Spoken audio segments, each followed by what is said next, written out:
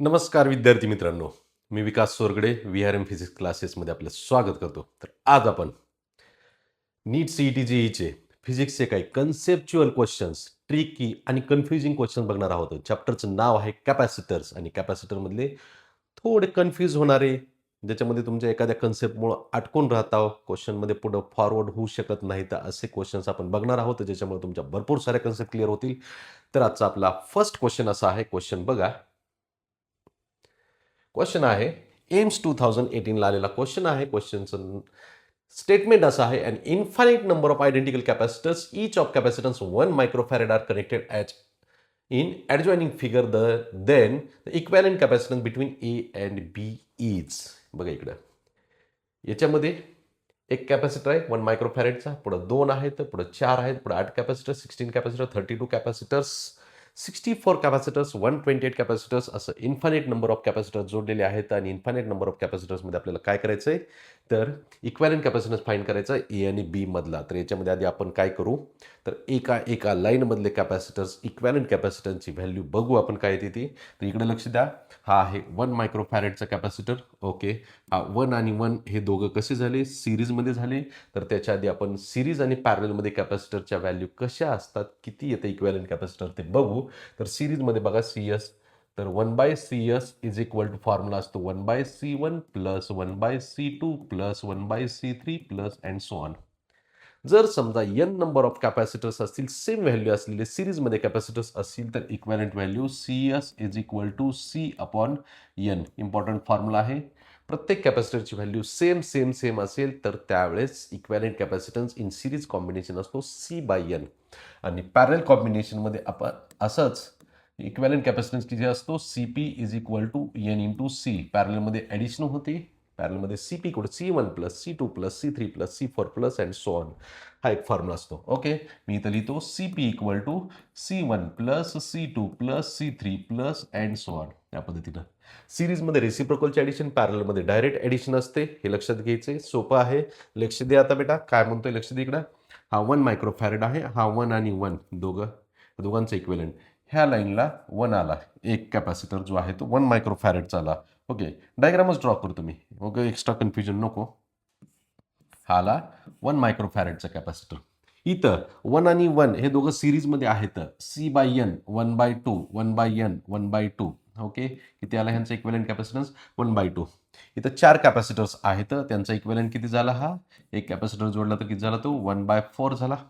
त्याच्या पुढं 8 कॅपॅसिटर जोडलेले इथं, तर त्यांचा इक्विव्हॅलेंट कॅपॅसिटन्स किती होतो, 1/8 होते. समजते. पुढं 1/16 आहे. व्हेरी गुड, समजलं सर. आणि हे सगळे कॅपॅसिटर्स असे 2 लाईनच्या मध्ये 2 कॉमन पॉईंटच्या मध्ये जोडलेले आहेत. असे किती कॅपॅसिटर्स आहेत, इन्फायनाईट कॅपॅसिटर्स आहेत. 1/16 झालं. ओके, 1/16 1/8 1/4 1/2 1 असं 1/32 1/64 हे सगळे कॅपॅसिटर्स कसे झाले, पॅरललमध्ये झाले. तर पॅरललमध्ये काय आहे ते सांगितलंय, ॲडिशन होते. Equivalent capacitance CP is equals to 1 plus 1/2 plus 1/4 plus 1/8 plus and so on. Okay, आता इंटरेस्टिंग गोष्ट अशी आहे मित्रांनो, तर हा जो क्वेश्चन आला तर तुम्हाला CET किंवा JEE येऊ शकतं पॉसिबिलिटी. का, तर इथं जी ॲडिशनची जी कन्सेप्ट आहे ही इन्फायनाईटपर्यंत आहे असं, आणि ते ॲडिशन नीटवाले विद्यार्थ्यांना नाही. तर नीटची परीक्षा देणाऱ्यांनी पण लक्षात ठेवा, येईल नाही येईल हे सांगता येत नाही, आता कुठली कन्सेप्ट येईल ते. ओके, तर आता लक्ष द्या इकडं. ही जी आहेत, तर 3 टाईपचे प्रोग्रेशन्स असतात. एक तुम्ही 10th बघितलेलं होतं, अरिथमॅटिक प्रोग्रेशन. अरिथमॅटिक प्रोग्रेशनमध्ये कॉमन डिफरन्स राहतो. ओके, दुसरं आहे जॉमेट्रिक प्रोग्रेशन. जॉमेट्रिक प्रोग्रेशनमध्ये 2 नंबर्समधला कॉन्जिक्युटिव्ह नंबर्समधला रेशो कॉमन राहतो. तर इथं बघू आपण रेशो. ही जी कन्सेप्ट आहे नीट लक्ष द्या. ह्या 2 नंबरचा रेशो किती येतो, R1 बघा, ratio R1 is equals to 1/2 divided by 1 किती येतं, 1/2 येतो. दुसरं बघू आपण R2 ratio. R2 is equal to 1/4 divided by 1/2. Ratio किती झाला, हा 1/2 झाला, 2 कॅन्सल झाला. R3 बघितलं आपण 1/8 upon 1/4 1/8 upon 1/4 is equals to किती झाला, 1/2 झाला. ओके, रेशो कॉमन राहते, म्हणजे रेशो जर कॉमन राहत असेल R is equals to 1/2. Okay, याच्यामध्ये फर्स्ट टर्म जी आहे ती E इज इक्वल टू किती आहे, फर्स्ट कॅपॅसिटरची व्हॅल्यू 1 आहे, 1. ए इक्वल टू 1. हे तर आधी मी तुम्हाला सांगितलं बेसिक काय आहे ते, अजून फॉर्म्युलेकडे गेलेलो नाही. ह्या अरिथमॅटिक जिओमेट्रिक प्रोग्रेशनमध्ये आहेत हे नंबर सगळे, आणि जिओमेट्रिक प्रोग्रेशनमध्ये का तर रेशो सेम राहते म्हणून. आणि याच्यामध्ये sum to the infinite number, sum to the इन्फिनिटीचा फॉर्म्युला असतो S infinity is equals to a divided by 1 minus r. If r is less than 1, r greater than 1 असेल तर r minus 1, r is less than 1 असेल तर 1 minus R. टाका value याच्यामध्ये, तुमचा answer तयार होतंय. ए 1 आहे divided by 1 minus r value किती आहे 1/2 आहे. ओके, 1 डिवायडेड बाय 1 मायनस 1/2 ची व्हॅल्यू 1/2 आली. हा 1/2 मधला 2 न्यूमरेटरला गेला 2 झाला. सम टू द इन्फिनिटी म्हणजेच हा कॅपॅसिटर आहे equivalent capacitance between all capacitors. आपला ऑप्शन आहे बी. तर ही कन्सेप्ट आहे, कन्सेप्ट समजून घ्यायचं काम करायचंय आणि व्यवस्थित फॉर्म्युले लक्षात ठेवायचे तर कोणते कुठे यूज केलेले आहेत ते. ओके, लिहून घ्या. ओके, चला आजचा नेक्स्ट कन्सेप्च्युअल क्वेश्चन आहे आपला. लक्ष द्या इकडे. ओके, इंटरेस्टिंग क्वेश्चन आहे. आता इथं काय केलेलं आहे, पॅरलल प्लेट्स आहेत. एला 2 प्लेट आहेत आणि बीच्या 2 प्लेट आहेत आणि त्याच्यामध्ये असे कॅपॅसिटर्स तयार केलेले आहेत. तर कॅपॅसिटर कन्सेप्ट काय असेल नीट लक्ष द्या. कॅपॅसिटरच्या एका प्लेटवरती पॉझिटिव्ह चार्ज असतो, दुसऱ्या प्लेटवरती निगेटिव्ह चार्ज असतो. तसं असेल तरच त्याला कॅपॅसिटर म्हणायचं. मग आता आपण काय करू, तर ए जो पॉईंट आहे तो पॉझिटिव्ह कन्सिडर करू, म्हणजे त्याच्यावरती पॉझिटिव्ह चार्ज आहे. तर दुसऱ्यावरती ऑटोमॅटिकली बी निगेटिव्हच कन्सिडर करावं लागेल आपल्याला. ओके, तर इथं ह्या प्लेट ज्या आहेत एच्या जेवढ्या प्लेट आहेत त्याच्यावरती आपण पॉझिटिव्ह चार्जेस घेतले आणि बीचे आहेत तेवढ्या प्लेटवरती निगेटिव्ह चार्जेस घेतले. तर आता इथं टोटल पॉझिटिव्ह आणि निगेटिव्ह चार्जेसचे कॉम्बिनेशनचे असे किती कॅपॅसिटर्स तयार होते ते बघायचं आहे. ओके, तर बघा इकडं ही जी आहे नीट लक्ष द्या, पॉझिटिव्ह आणि निगेटिव्ह हा एक कॅपॅसिटर तयार झाला. इथं मध्ये जर तुमच्या डोक्यामध्ये विचार आलेला असेल, सुपीक डोक्यामध्ये negative negative negative negative negative charge आहे, हा कॅपॅसिटर तयार होत नाही. समजले आता? नाही. इथं इथं दिसते पॅरलल प्लेट कॅपॅसिटर. ओके, इथं निगेटिव्ह आणि हे पॉझिटिव्ह, इथे एक सेकंड कॅपॅसिटर तयार झालेला आहे. तर अशा पद्धतीनं आता इथं कॅपॅसिटर्स तयार झालेले आहेत. मी आता सांगितले ती कन्सेप्ट नीट लक्षात द्यायचं. काय म्हणायचं आहे, तर एक पॉईंट पॉझिटिव्ह घ्यायचा, दुसरा पॉईंट निगेटिव्ह घ्यायचा आणि त्या प्लेटवरती ते चार्जेस द्यायचे. जर पॉझिटिव्ह निगेटिव्ह असे अपोजिट चार्जेस असलेल्या प्लेट असतील तर तिथं कॅपॅसिटर तयार होतं आहे. अदरवाईज सेम सेम चार्जेस असतील, पॉझिटिव्ह पॉझिटिव्ह एकत्र आले किंवा निगेटिव्ह निगेटिव्ह एकत्र आले तर तो कॅपॅसिटर नाही म्हणायचं. कॅपॅसिटर नाही, पॅरलल प्लेट कॅपॅसिटर नाही. इथं 2 कॅपॅसिटर तयार झाले तर इक्वॅलंट कॅपॅसिटन्स विचारलेला आहे. कॅपॅसिटीचा फॉर्म्युला असतो इक्वॅलंट कॅपॅसिटन्समधला कॅपॅसिटीचा formula C equal to A epsilon naught divided by D. तर C equivalent is equals to 2 capacitor आहेत, C1 प्लस C2. दोन्ही कॅपॅसिटरच्या प्लेटचा एरिया आणि डिस्टन्स तर सेम आहे. तर काय करू, A epsilon naught divided by D झाला पहिला कॅपॅसिटर आणि दुसरा पण A epsilon naught divided by D झाला. टोटल किती झाला 2 times A epsilon naught divided by D. हा equivalent capacitor 2 A epsilon naught divided by D. सोपं आहे, लिहून घ्यायचं काम करायचंय. सिमिलर टाईपचा नेक्स्ट क्वेश्चन आहे आपला. क्वेश्चन आहे परत एकदा बघा. 7 identical plates each of area E successive separation D are arranged as shown in figure. Effective capacitance of the system between point P and Q. P point जर आपण positive घेतला आणि Q पॉईंट जर negative घेतला तर आपण काय करू, आता ह्या ज्या प्लेट्स आहेत त्याच्यावरती चार्जेस प्लस मायनस काय येते आणि किती कॅपॅसिटर तयार होते ते बघू आपण.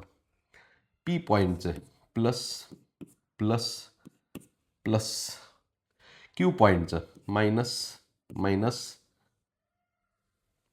मायनस.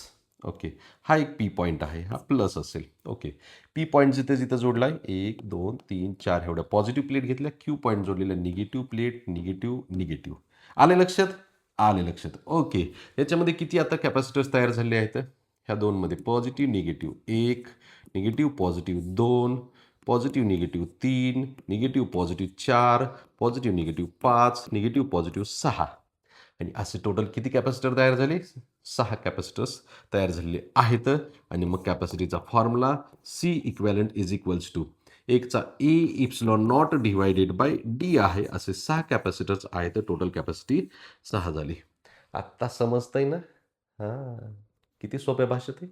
सोपं आहेच, समजून घ्यायचंय. अजून एक आहे आता, ह्याच्या आधीचा जो क्वेश्चन झालेला आहे 20, ह्याच्या आधीचा जो क्वेश्चन झालेला आहे त्या क्वेश्चनसारखा सेम पण थोडासा different. Same same but different. काय डिफरंट आहे ते बघू, लिहून घ्या हे.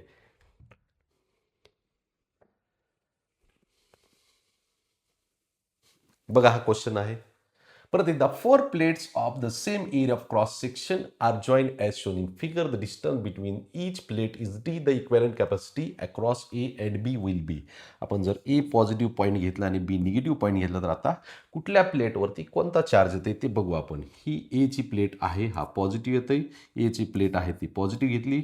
B ची प्लेट आहे ही निगेटिव्ह येते. B ची प्लेट आहे ही निगेटिव्ह येते. ओके, आता याच्यामध्ये मग काय करता येईल बघा.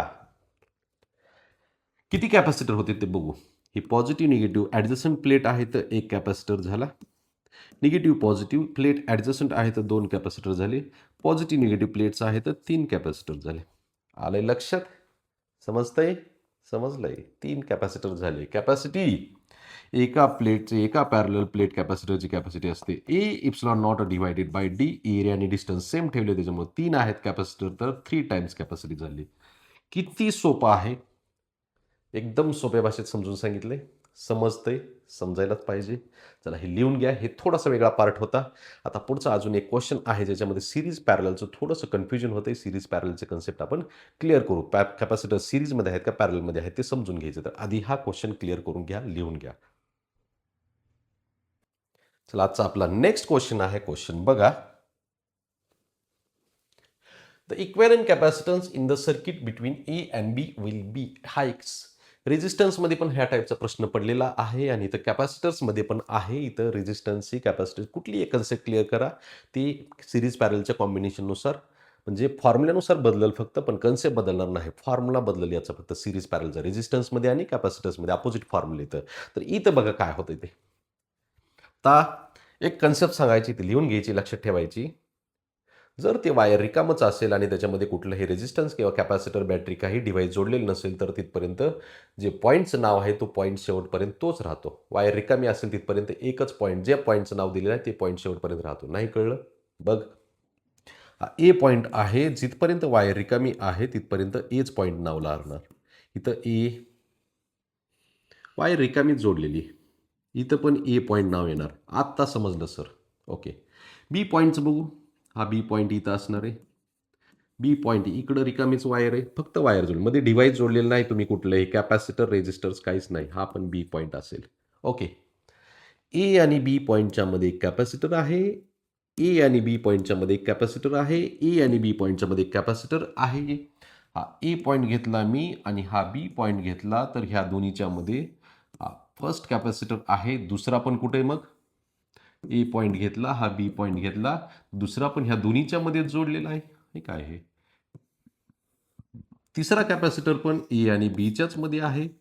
ओके. हा 1 1 1 कसे झाले कॅपॅसिटर्स आता? पॅरलल कॉम्बिनेशनमध्ये असं बघितलं तर आपल्याला सिरीजमध्ये दिसतात. वन आफ्टर अनदर कनेक्ट केलेले आहेत. पण ही जी रिकामी वायर आहे त्यानं थोडासा गोंधळ केलेला आहे आणि मग ती कन्सेप्ट अशा पद्धतीनं झाली. आणि मग हे पॅरलल कॉम्बिनेशनमधले कॅपॅसिटर जे आहे ते C P is equals to parallel कॉम्बिनेशनमध्ये ॲडिशन होते. एन सी मल्टिप्लिकेशन ॲडिशन होते. एन म्हणजे 3 कॅपॅसिटर आहे तर एक व्हॅल्यू 1 आहे. तर 3 × 1 3 मायक्रोफॅरेड हे आन्सर आलेलं आहे. ऑप्शन नंबर सी आहे. समजतंय? तर हे अशी कन्सेप्च्युअल क्वेश्चन्स आहेत. तर हे एकदा व्यवस्थित समजून घ्या. कुठं काय ट्रिक यूज केली, अशा टाईपचे प्रश्न पडले तर 100% सॉल्व्ह व्हायला पाहिजेत. आणि हे थोडंसं रिझल्ट फिरवणारे क्वेश्चन्स आहेत. विद्यार्थी मित्रांनो, तर हे आपले जे व्हिडिओज आहेत गरजू विद्यार्थ्यापर्यंत 100% पोहोचवायचा प्रयत्न करा. शेअर करा, लाईक करा, सबस्क्राईब करा. Okay, thank you. इथं थांबू आपली आजची कन्सेप्ट.